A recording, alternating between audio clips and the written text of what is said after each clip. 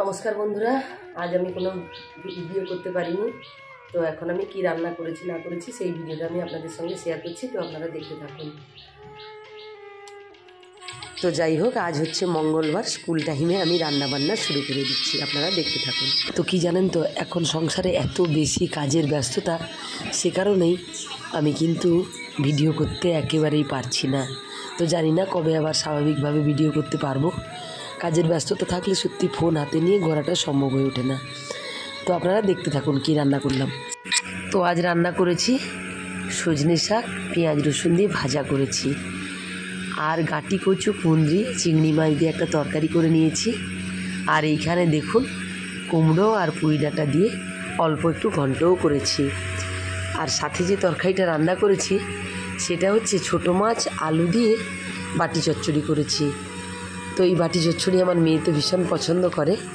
আর এই দিকে লাল লাল সমুদ্রের মাছের ঝোল, সাথে যে তরকারিটা ছিল সবচেয়ে লোভনীয় তরকারি আমের চাটনি, ছেলের একেবারে পছন্দের তরকারি।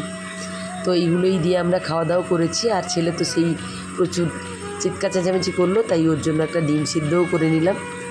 হ্যাঁ, আর একটা কথা আপনাদের বলার আছে, এই কদিন যে আমি একেবারে ভিডিও করতে পারিনি তা নয়, ভিডিও একটু করেছি কিন্তু এডিট করতে পারিনি।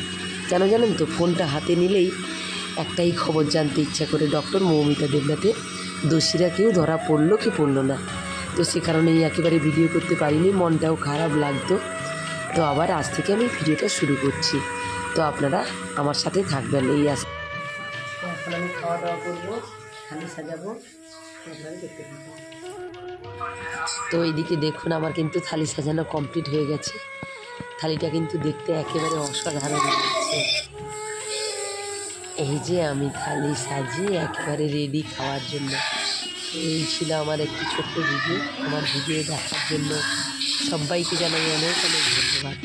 সবাই সুস্থ থাকবেন, ভালো থাকবেন।